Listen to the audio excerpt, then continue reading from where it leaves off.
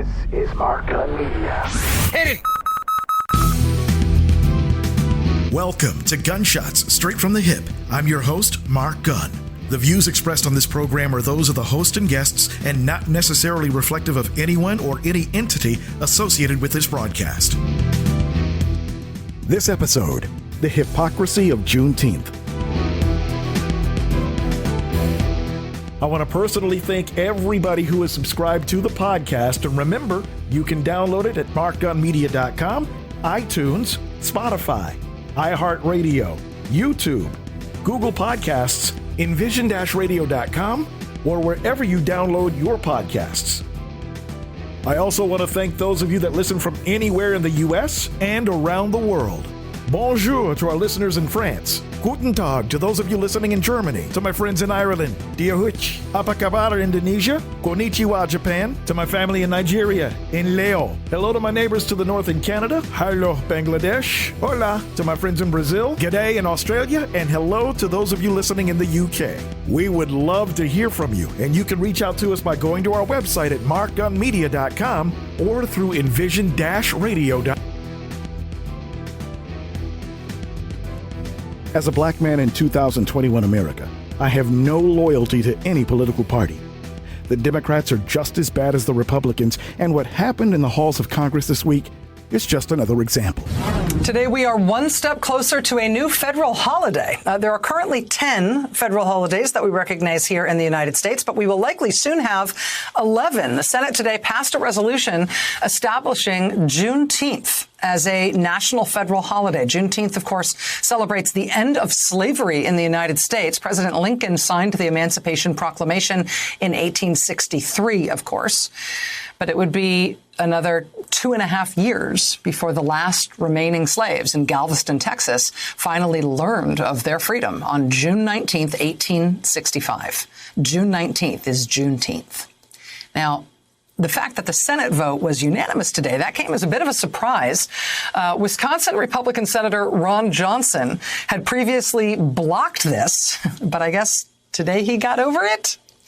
The bill will now go to the democratically controlled House. It is expected to pass in the House. Still TBD on when exactly, but after that, it is expected to be signed into law by President Biden.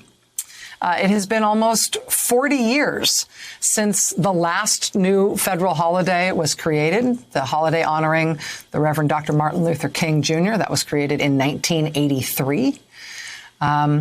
But we're about to get another one. If you are one of the roughly 2 million federal workers in this country, starting next year, you can expect an extra day off for that federal holiday. As for the rest of us who don't work for the federal government, it is not only something worthy of celebrating, it is definitely something worthy of bugging your boss to give you the day off to celebrate it. Juneteenth. On the surface, you'd think it was a good thing. Another step towards racial progress. But so nobody sees the hypocrisy in making Juneteenth a national holiday at the same time this country is trying to ban teaching critical race theories in the classroom. Like, what's funny is you don't think students should know that the Emancipation Proclamation is a piece of legislation that didn't mean much in terms of slavery. But you don't want students to learn about how our legal system is steeped with the permanence of racism, and that's on Derek Bell's Space Traders. Because what I've noticed is that a lot of y'all want to talk about how we shouldn't be in the past, but you're going to celebrate 1776, the past, for July 4th, but you say that we shouldn't stay out the past when it comes to talking about the 1800s. It's the trick of time that Calvin Warren be talking about. Y'all should look him up, you know what I'm talking about. You know what I'm saying? But listen, the hypocrisy of democracy is saying that we shouldn't teach students about how our legal system is racialized because, hey, it makes certain people feel bad and guilty. But at the same time, in 2021, we're going to finally make Juneteenth a national holiday. Contradictions, the hypocrisy of democracy, huh? Just like me, there are a lot of black folks that see through this load of crap. So we've seen the Senate has overwhelmingly Democrats and Republicans signed on to have Juneteenth as a federal holiday. Now, black folks, let me tell you something. The Democrats going to tell you, hey, black people, we did something for you. We have Juneteenth as a federal holiday. Let me tell you something. This government have no problem giving you anything that don't cost them a dime. You understand? Now, let's backtrack. The Asian community got a whole hate crime bill and $50 million by executive order with Jim Crow Joe. The transgender community got something. Native Americans got something. Native Americans, matter of fact, continue to get billions of dollars a year in reparations. Now, we know there's people that so against reparations for black people when it comes to slavery. Why don't they use the same arguments about Native Americans to say, I didn't kill any Native Americans, I didn't take their land, I didn't lead the Native Americans on the Trail of Tears. Why do I got to pay in my tax dollars billions and billions of dollars for something I never did? But that conversation is only relegated for black people. You understand? Even though the relic of slavery is still going on to this day, the legacy of Jim Crow is still going on to this day. But it lets you know how much they hate black people, because everybody can get money from the American government except black Americans, which the money, if you look at it on an economic scale, that money would actually be used kind of like a stimulus for the country, because most black Americans are not going to go anywhere, just based off of what I know. The money would be spent right here in America and stimulate the economy. But, you know, they have so much hatred for black people in this country, whether they say they hate you or not. I mean, I always tell people, pay attention to people's actions, not really so much what they say, right? But don't let them play this game with you about Juneteenth. They didn't give you crap. It was a stroke of a pen for that. If you look at Democrats and Republicans so excited it's about to give you something, it's usually nothing that's going to be tangible for the black community. So when the Democrats come tell you that, look, black people, we gave you Juneteenth, you just look at them like they're stupid. They say, you didn't give us crap. And so we need something tangible that we can put in our bank accounts, right? Just as much as you give the Native Americans, just as much as you give the Israel gets $10 million a day of our tax dollars. And that's not even citizens of our country. And yet they getting our tax dollars. Black Americans can't get anything, but people outside the country can get something. So that's just what I'm trying to tell y'all. Like, don't fall for the okie doke, or don't let them both smoke up your behind. The Democrat Party and whoever else party don't do nothing for black people. And if you think they're doing something for you, you are utterly silly. One more example of politicians trying to appease, quote, poor little Negroes who they don't think are smart enough to see what's really going on here. The silly thing is that Republicans and Democrats have been doing the same thing since forever. In a recently uncovered interview with author James Baldwin, Baldwin addresses what some continue to call the Great White Lie. We spoke of the American attitude toward blacks. There's a price this republic exacts. Any black man or woman walking. And that is a crime. I paid for that crime in my life. And I don't believe my countrymen anymore. They will not do to him what they failed to do to me. I was 7 years old 47 years ago, and nothing has changed since then. Look. I don't mean it to you personally. I don't even know you. I got nothing against you. I don't know you personally, but I know you historically. You can't have it both ways. You can't swear to the freedom of all mankind and put me in chains. Sounds as if you believe that slavery put a curse on us somehow. Well, it is a curse, The American sense of reality is dictated by what Americans are trying to avoid. And if you're trying to avoid reality, how can you face it? If you don't know what is going on in the ghettos of this nation, in the hearts and minds of women and men you see every day, first of all, in that case, you don't really know what's going on in your own heart and mind. And you have no way of knowing what's going on in the hearts and minds of millions of people on this globe. White people go around, it seems to me, with a very carefully suppressed terror of black people, a tremendous uneasiness. They don't know what the blackface hides. And they're sure it's hiding something. What it's hiding is American history. What it's hiding is what white people know they have done and are doing. It's what white people know very well. One thing, and it's the only thing they have to know. If they know this, everything else I say is a lie. They know they would not like to be black here. They know that. Now they know that, and they're telling me lies. They're telling me and my children nothing but lies. And I was sure that I was going to be next. Just from despair, or? From despair, from rage, because you can get to a place where you're in battle so often that that's all you can do. You've been beaten so hard. All you can do is your world narrows to a kind of red circle of rage. And you begin to hate everybody, which means you hate yourself. No. And when that happens, it's over for you. Like it or not, race and racism have always been political hot buttons. Just take a look at the last 4 years for evidence of that.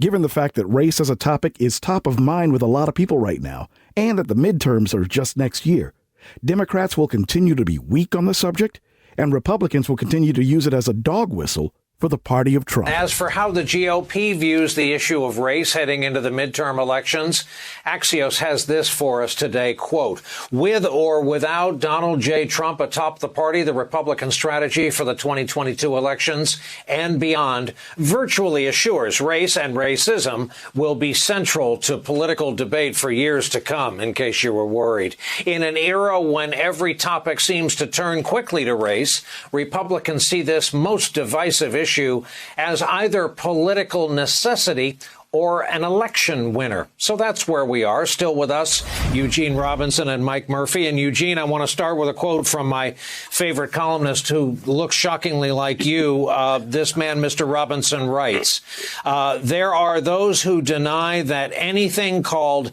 systemic racism is a feature of the American landscape. They should be aware that history tells a very different story. Eugene, I note that this is in the wake of a first American president to go to Tulsa to talk about and embrace what happened in Tulsa and the national shame that it should have been all these many decades.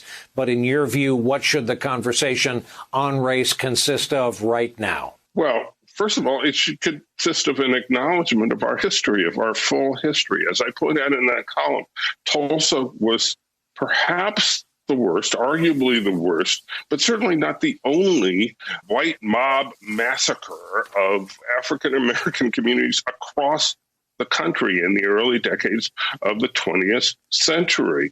This was not a one-off. It happened in Atlanta in 1906.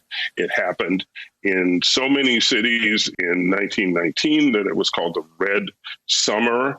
And these were white riots aimed at destroying black businesses, which were competing with white businesses, aimed at killing and intimidating black workers who were competing against whites successfully for jobs in the growing industrial economy. And this is part of our history. So, the right wing is all aflutter about, critical race theory and how that should never be.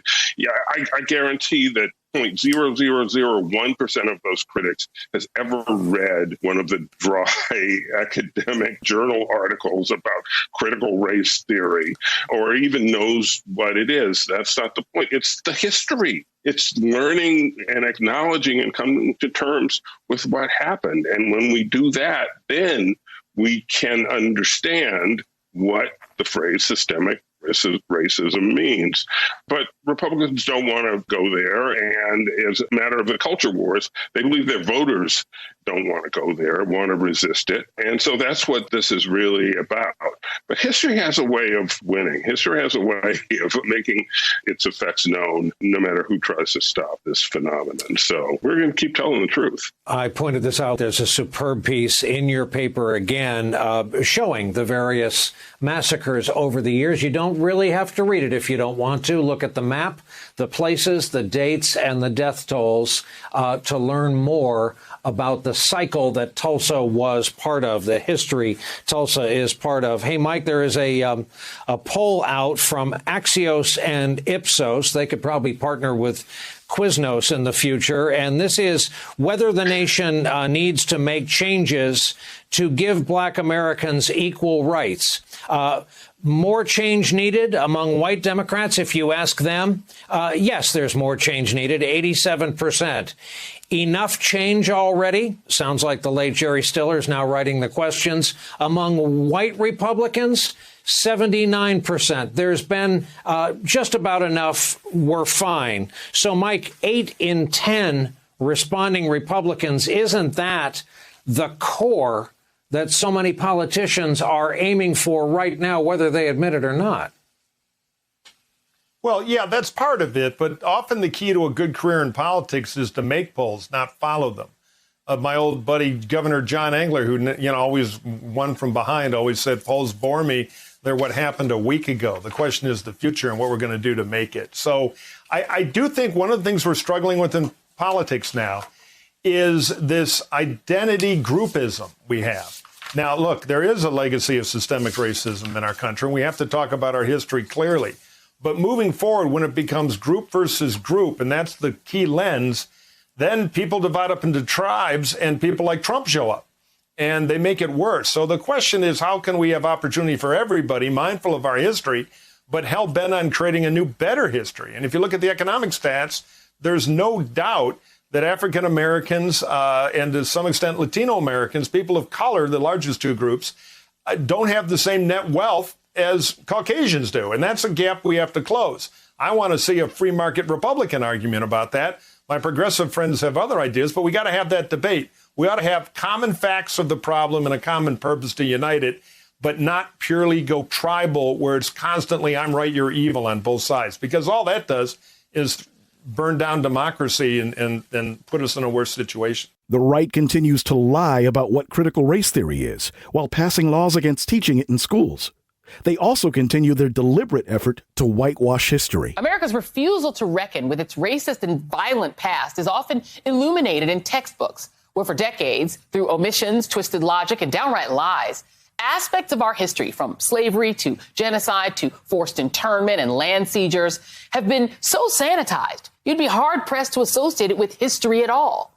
Take, for example, how this textbook describes slavery, shown in a video by Vox. The master often had a barbecue or a picnic for his slaves. Then they had a great frolic. Even while working in the cotton fields, they sang songs. The beat of the music and the richness of their voices made work seem light. Yikes. That's from History of Georgia, a textbook published in 1954 that was taught across junior high schools in Georgia for decades. The danger of teaching whitewashed history isn't just tucked away in some dusty old textbook from the Jim Crow era. No, that danger is the latest conservative obsession, with more than 20 states taking steps to ban the teaching of critical race theory, including Idaho, where a task force is looking into claims of indoctrination in schools. They've now submitted a public records request to the Boise School District that could cost tens of thousands of dollars because, remember, racism can be expensive, asking for all materials, curriculum, and assignments used in classrooms and teacher trainings, as well as any materials using Nicole Hannah-Jones's 1619 Project.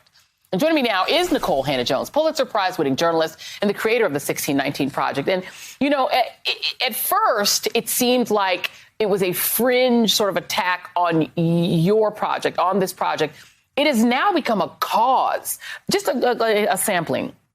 In Nevada groups, they want teachers there to wear body cameras so they can monitor what they're teaching to make sure that they're not teaching things like the 1619 Project. Ron DeSantis in Florida has accused, he's making hay out of this for himself, saying he wants to make sure that we're not teaching kids to hate their country. In Arizona, they're talking about fining teachers $5,000 if they discuss hot button topics such as racial equity. This seems like madness, Nicole. Some of them are calling it, they want patriotic education instead. In your view, what is this about? I think we're in actually a very dangerous period right now. When we look at what these laws are doing, you know, a lot of people have kind of scoffed at them. When you read the language of them, they appear very silly. But when you think about what this is actually trying to do, we know that it is narrative that allows us to enact really dangerous policies. It is narrative that allows citizens to kind of accept these erosions of civil rights. So it's not incidental that the same states that are introducing these anti-critical race theory, anti-1619 Project laws are also introducing voter suppression laws. These things are going hand in hand. So the textbook that you just were reading from, right, this is part of the lost cause narrative. The lost cause narrative is what justifies Jim Crow. It is a narrative that really erases the cause of the Civil War, that really tries to valorize the South and to say that Black people were not ready for self-rule, that Black people could not self-govern. And so that then justifies the enactment of laws that deprive Black people of the right to vote. that deprive Black people of their citizenship rights.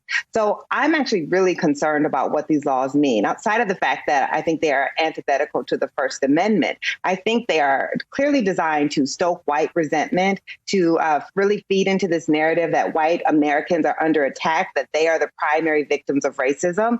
And that is going to lead to some very, very troublesome policy. So we really should be concerned, even though the law seems silly. I don't think the emotions and the kind of really hysteria that they're intended to evoke is silly at all. No, I agree with you because you're seeing these things enacted at the same time that some of the same voices are attacking Black Lives Matter, which a lot of young white people have joined, a movement. A lot of young white people have joined, which maybe their parents and grandparents don't like.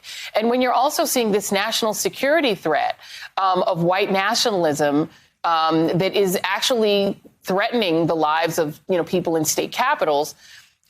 What do you make of the fact that they've now merged and fused this idea of critical race theory, which has nothing to do with K through 12 education, with the 1619 Project? They've basically turned the two things into the same thing. It is a way of vilifying your work and dragging your work into this dangerous narrative. Absolutely. I mean, this is the new birtherism, right? So this is really trying to take a term. Most teachers have not heard nor studied critical race theory, and to, strategically use that to stoke resentment and to also really center it and hook it to the narrative of the 1619 Project. But why is that? When we look last year, right, these were the largest civil rights protests in the history of this country. Vidor, Texas, which is a 98% white town that had fought the federal government as late as the 1980s over housing segregation, was holding Black Lives Matter marches. And we saw in the polling the highest support for Black Lives Matter in the history of that movement. This is a reaction to that. So it's not just, young liberals. They were really speaking to all of the moderates, all of the conservative white Americans who also were looking at this and saying, oh, my God, my country isn't what I thought it was. So 1619 unsettles that narrative. And in unsettling that narrative, people are afraid that it unsettles power. And that is what we're seeing is really a need to hold on to and maintain that power and divide that social movement towards justice by making white Americans, at least a segment of them who will kind of be susceptible to this message, believe that actually, no, you're under attack. They're trying to take your history. They've gone too far. And that's why wedding these together is working so successfully. And frankly, the media has played a big role in that, right? Because they were allowing Republicans to really lead with this idea that, oh, look at this bad diversity training. That's critical race theory gone amok. Those two things are not related whatsoever. But by telling the stories in that way, we've really fallen victim to this propaganda campaign. Lies continue to be circulated on the right about critical race theory, what it is and what it isn't. I'd like to demonstrate exactly what critical race theory looks like compared to the Republican-led Patriot education. The American Revolution was a crowning achievement in world history because it overthrew the tyranny of the British Empire to create the greatest republic that the world has ever seen established, through the natural rights of all people to live in harmony with each other. That was Patriot education. Now let's see critical race theory. The only revolutionary element of the American Revolution is that it replaced a monarchy with a republic. Otherwise, it maintained a white supremacist structure that had been in place from the very beginning. This included warfare, murder, and genocide of Native Americans, and the enslavement, rape, and murder of millions of African Americans. All right, while critical race theory might not feel good to talk about, that doesn't mean that it's wrong. By glossing it over, denying it, or ignoring it, all we are doing is denying the voices of those who have not experienced being white in America. Why would that make them feel at all better about this country? No matter how many times you debunk the lie, there's always some brainwashed idiot that simply refuses to see the truth. Thankfully, more people are starting to push back. Just because I do not want critical race theory taught to my children in school does not mean that I'm a racist, damn it. Yes, it does. If a black child is old enough to experience racism, then your white child is old enough to learn about it. The loudest voices against the truth are the very ones claiming that it's, quote, further dividing the nation, or stirring the pot, or the ever-popular playing the race card. The thing is, our voices have to be much, much louder. They're not teaching kids to hate. Like, do y'all realize that we got to have conversation with our black kids, but no one can have conversations with the white kids that's going to school and saying that? Look at the racism we see every day. Teaching kids to respect each other by teaching what they go through is not teaching hate. It's teaching them acceptance. I see way more Gen Z fighting about racism than our elders. I mean, people my age and them, they say racism don't exist. Them Gen Zs are calling everybody out. They're young and most of them are white because they did their research. Why do y'all think that because we have to teach our kids about racism, white kids shouldn't know about it? So they're just going to be like, oh, well, that doesn't exist like you're doing right now. Like, that makes no sense. Really go research all that comes with critical race theory and Tulsa Massacre and everything that has happened. Y'all just going to erase it like it didn't happen because white kids might be taught as hate. Bottom line is that I, nor any black person, shouldn't be celebrating Juneteenth. The hypocrisy is staggering, and the disingenuous nature of this bill is a slap in the face to every black man, woman, and child. Once again, America cheapens the memory of our ancestors. I won't celebrate until the George Floyd Police and Justice Reform Bill becomes law. I won't be celebrating until the John Lewis Voter Protection Act is passed. I won't be celebrating until the anti-lynching bill that's been languishing in Congress for years gets passed. So, no, I won't be celebrating Juneteenth anytime soon. Funny how Congress can't show any justification as to why these bills haven't become law, but they can damn sure pat themselves on the back for doing nothing. American mediocrity at its finest. You've been listening to Gunshots Straight from the Hip. The views expressed are those of the host and guests and not reflective of any business entity or anyone associated with this broadcast. If you have any comments or want more information on how to be a sponsor, log on to our website at markgunmedia.com or call us at 502-407-0283. That's 502-407-0283. Thank you for listening. Mark Gun Media. No hype, no hoopla, just damn good work.